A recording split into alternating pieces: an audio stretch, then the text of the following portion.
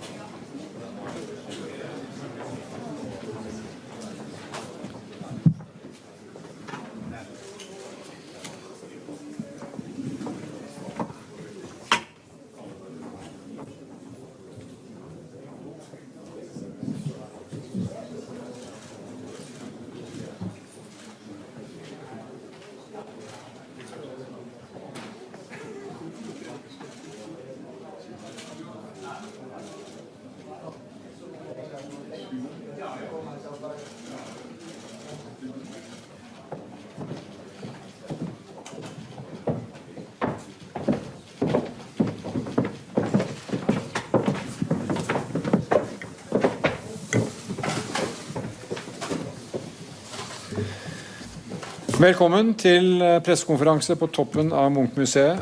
Det en stor glede å ønske mine nordiske kolleger velkommen til en full dags møter i den nordiske statsministerfamilien.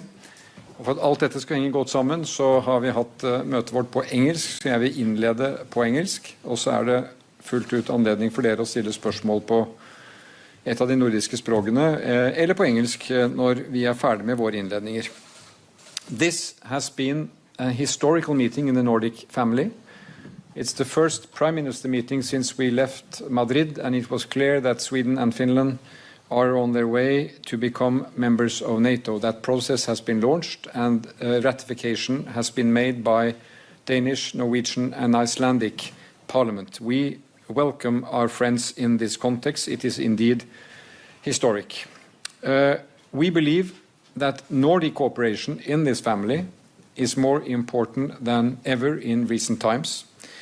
We are facing the consequences of the brutal Russian invasion of Ukraine. We are dealing with important global issues with regional implications from climate change, saving the oceans, a number of issues that require international cooperations where the Nordics have a long tradition.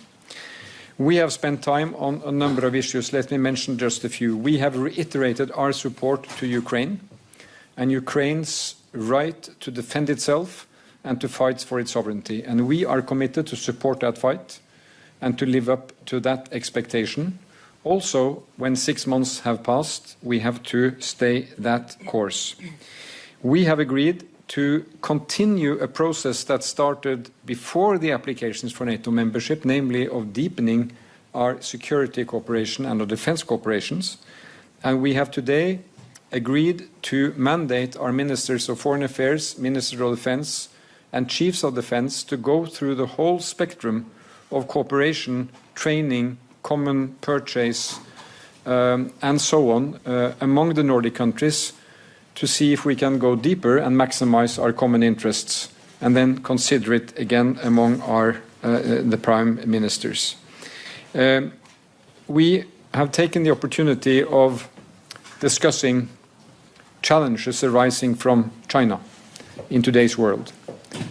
Kevin Rudd, a former Prime Minister of Australia and a leading expert on China, has been in Oslo, and he joined us for lunch to share perspectives on China's rise and what China's challenge politically with its political rule and authoritarian values, what that means in terms of challenge, and also how we can seek necessary cooperation on key issues such as climate change. A very useful round of discussion.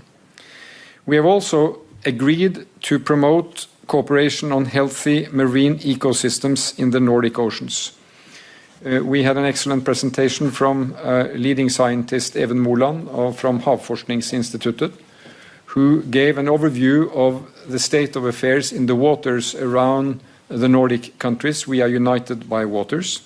And I think the message from the scientists is that we have critical work to do to restore habitat, restore fish, restore species. The good news is that that is possible. So when efforts are put together, we can succeed in turning deterioration towards something which is more sustainable. We've also discussed work on green shipping. The very important task of contributing with more renewable energy into the European energy mix. We have been discussing what we all face in our countries today, increased inflation, especially from energy, and how cooperation on new energy forms and exchange between the countries where we look after our energy security and look for cooperation can take us forward. So this has been a useful round. After this press conference, we will be receiving the German Chancellor, Olaf Scholz, and then we will have an opportunity to discuss European security from the security policy point of view, but also energy and climate point of view. So this is a brief overview of our discussions. And then we'll go by alphabet, as we have learned. So it will be the F first, Finland. Sanna Marin, please. What about Denmark.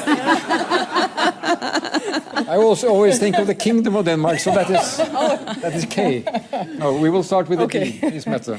Thank you so much, Jonas. There are so many things happening in our world at the moment, and therefore a very strong cooperation between friends and neighbors it is extremely important. And of course, what we have been discussing today is primarily the security situation.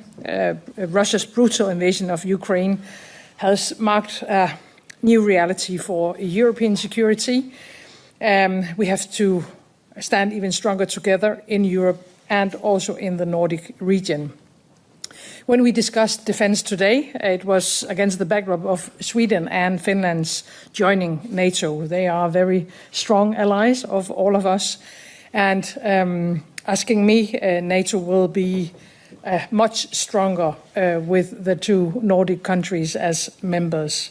And in Denmark, as you now know, we have decided to fully participate in the European Union's common security and defense cooperation. This is also an opportunity for the Nordics to play a stronger role, both within the European Union and in NATO.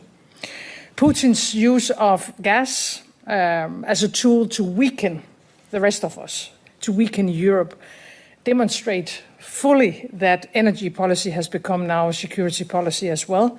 And our answer have to be very clear. We have to phase out Russian gas as soon as possible. And therefore, the green transition and the question about renewables is more important than ever. We have to speed up offshore wind. We have to build and we have to coordinate the necessary infrastructure within the Nordic region with the rest of our European continent. We need more infrastructural answers like energy islands. We have to move faster with Power to X. And we have to approve projects much quicker. And the reason why I'm just underlining these things is that you cannot today have a discussion about European, the situation with security within Europe without also having a discussion about energy and climate change. And therefore, once again, Jonas, thank you for a very nice and good meeting where we have exactly discussed those two subjects, the situation on security and how we are able within the Nordic region to speed up the green transition. So once again, thank you for hosting us today. Sanna, please. Finland. Well, thank you, dear Jonas, and thank you for thinking me first. But we are, of course, very happy to be here in beautiful Oslo today. I'm so pleased that we are here together. 2 years is a long gap for our tradition of summer meetings, too long gap, and I'm very happy that we are here today together. Russia's brutal war against Ukraine totally changed our security environment. We discussed today ways to make Russia stop its aggression. We must continue our support to Ukraine. We have to be strong and we have to be united. We also need to make an extra effort on the global level within the United Nations and bilaterally. Our message to all our partners and friends in Asia, Africa and Americas is that it is not okay to look close eye on Russia's war. Finland and Sweden will soon join NATO amongst Norway, Denmark and Iceland. Denmark has joined the EU's defence cooperation, and this is part of the same picture. We can look our security together. I want to warmly thank Norway, Denmark and Iceland. You took the lead within NATO in the ratification of our membership. And of course, I also want to thank my dear colleague Magdalena for the good cooperation that we have had during this year. Today we also discussed more informally the role of China and ways to act together as Nordics when our common values are challenged. We need closer cooperation among democracies while we must keep our multilateral institutions strong. It was very important also and timely to share views among us on energy and the green transition. I believe that we agree on moving away from fossil fuels. We must increase the use of renewables and other clean energy sources. This has to be the long-term solution to the energy price crisis that we are now facing. The sharp rise of fossil fuel prices was caused by Russia's war. This is Putin's doing. It creates an even stronger initiative for investments in renewable energy and energy efficiency. And finally, I want to warmly welcome you to Finland, my dear colleagues, in person to the 74th session of the Nordic Council. The Nordic Summit with Nordic Prime Ministers and Head of Government will take place 1st of November. I look forward to welcoming you all to Helsinki. Thank you, Sanna. Then, Katrin, if my alphabet is right, it's Iceland. Thank you, Jonas, and thank you, Jonas and Norway, for hosting us. Maybe the Nordic cooperation has never been more important for us when we're going through these very testing times, coming out of a pandemic, and then another crisis hits us, which is the brutal invasion of Russia in Ukraine. And, of course, the war has had devastating consequences for the people of Ukraine. I would like to underline Iceland's support for Ukraine and the Ukrainian people and the importance of showing solidarity.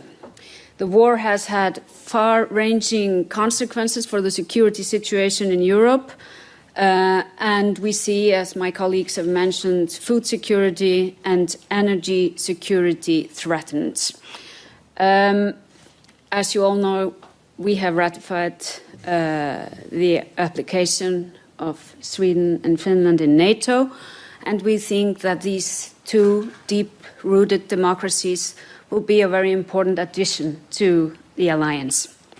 Now, we have also talked about the importance of Nordic cooperation when it comes to hybrid threats, cybersecurity, and as you know, Iceland is a country without a military, but we sincerely hope that we can add some value to our cooperation in these fields, which have a very broad-ranging effect on all our daily lives. We also talked about the ocean, a topic very close to my heart and all Icelanders. There is a very strong need for a holistic, sustainable approach when we talk about the ocean. We see actually that the climate crisis is having a very severe effect on our oceans. I could talk about the acidification of the ocean, but also the rising sea levels. Ocean affairs are actually crucial to climate action, but they're also crucial to feeding the world population. And I think, therefore, we can't just look at it as an environmental issue. They are vital for economic and social development and a just transition. Finally, a short note on energy transition. Of course, as you know, Iceland relies on hydropower and geothermal power. Hopefully, wind power is becoming the third pillar for our energy production. But we talked specifically also about carbon capture and carbon binding technology. But as the latest IPCC report shows, carbon capture and storage will have to make a significant contribution if we are to reach our goals. We are working on this in Iceland with a company that's actually pumping carbon into the ground, turning it into a stone through a completely natural but accelerated process. And I think this technology, alongside with other Nordic initiatives, will not only help us, the Nordics, to achieve our climate goals, but will have importance for the rest of the world. And I think actually that Nordic cooperation will be vital to achieve even better results in this field. Thank you. Thank you, Katrin. Magdalena, please. Thank you, and thank you, Jonas, for hosting us here in Oslo today and letting us visit this fantastic museum.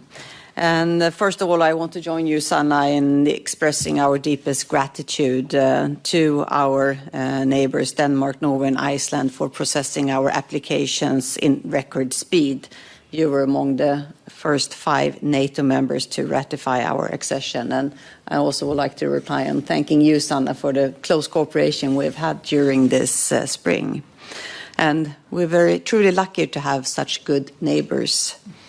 And as Jonas said, this is a historic meeting because this is the first time that we meet since we reached invitee status in Madrid. So I'm very happy to be here today.